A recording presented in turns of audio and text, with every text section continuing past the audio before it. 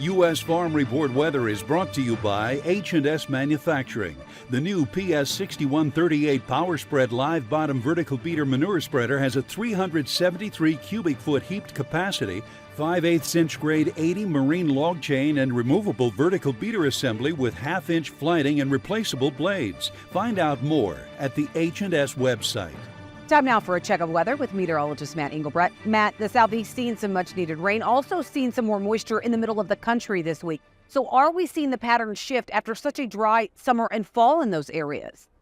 Well, we're trying.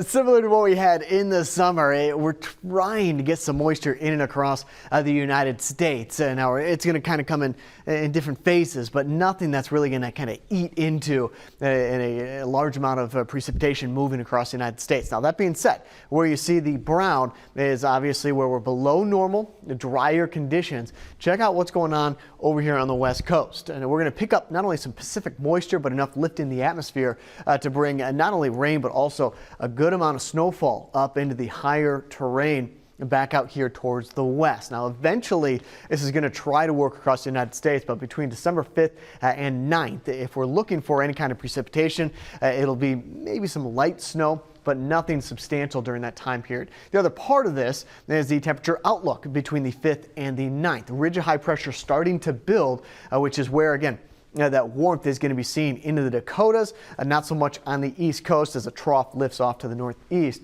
But with the combination of the Pacific moisture and a trough trying to dig back off here on the West Coast up over the ridge that's going to develop, that's why this is going to be the pocket of some heavy precipitation, especially some heavy snow up in the higher elevations. So estimated rainfall over the next 7 days. Some of this could be snow as well. Look at the contour back here on the West Coast, pretty dry through the middle part of the country. And then on the East Coast, we're going to get a couple of systems that are going to try to move through, pick up maybe an inch of rain, possibly some snow. This is over the next 7 days. It's all about everything kind of coming together just right for snow over on the East Coast. Otherwise, a pretty dry start to December. And here's one of the reasons why. The jet stream, as we go into next week, will continue to support warmer than average conditions where that ridge develops. So you got a soft ridge trying to develop here, but especially right there. That's the ridge, and then we open up the Pacific moisture, which is one of the reasons why we have a heavy rainfall in and across parts of Oregon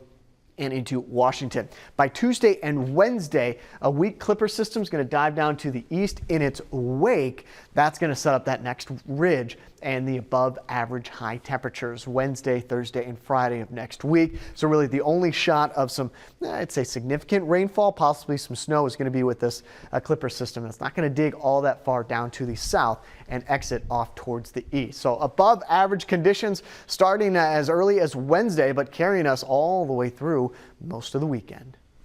Thanks, Matt. Well, South American weather really the focus of the markets right now. So is the crop really in trouble in South America? That's next as our marketing roundtables happen from the Milk Business Conference next.